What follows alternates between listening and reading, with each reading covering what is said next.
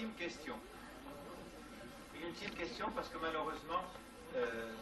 Elie Wiesel est obligé de prendre l'avion ce soir pour raconter à d'autres publics jeunes des idées aussi belles que celles d'aujourd'hui. Une question? Je voudrais simplement poser une question précise.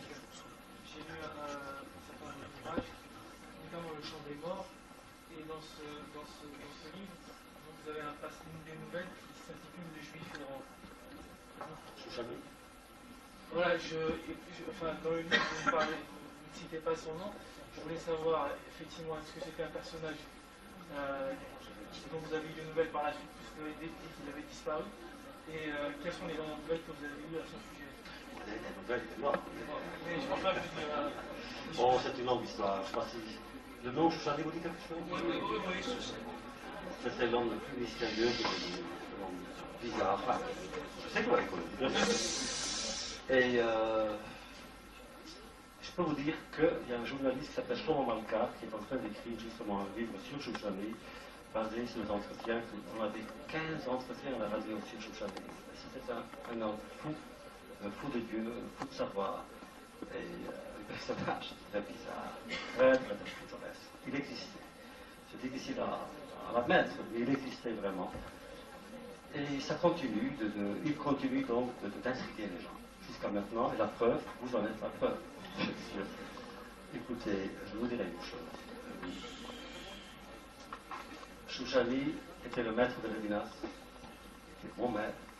Il avait pas mal de disciples. Moi, je l'ai connu pendant 2 ou 3 ans. Il m'a presque détruit. C'était son système. Il voulait détruire avant de construire. Et moi, son esprit... Moi, j'ai étudié avec lui pendant un semestre le premier chapitre de Yeshayahu d'Isaïe. Et tous les jours, donc, on l'étudiait ensemble, dans quelques heures. On n'a pas fini le premier chapitre. Je me souviens que du premier passage, des sessions et des sessions. Voilà, c'était donc quelqu'un de très très grand, mais en vérité, il voulait d'abord détruire. Et j'étais en danger de cette destruction. Sauf qu'à cette époque, je suis tenté par la destruction. Moi, j'avais un ami qui s'appelle Menachem Klein, un très grand conseil, si vous connaissez, c'est de Mishneh Halachot. C'est notre Tchouvot, mais le grand possède aujourd'hui. Il était aussi le disciple de Chouchani. Et à un certain moment, il me dit, voilà, il dit, moi je m'en vais. J'ai peur de Chouchani. Il est parti à Brooklyn, il est devenu un Rosh Yeshiva. Donc, moi j'avais pas peur. Je préférais Chouchani. Voilà, je suis là.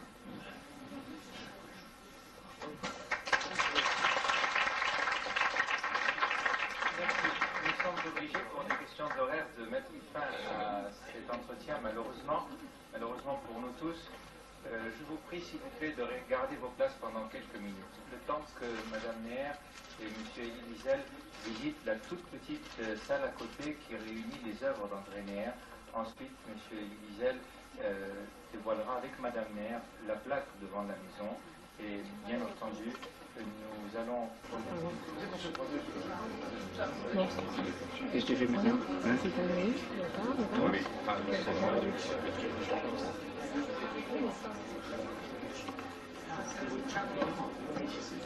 Bravo, Roland.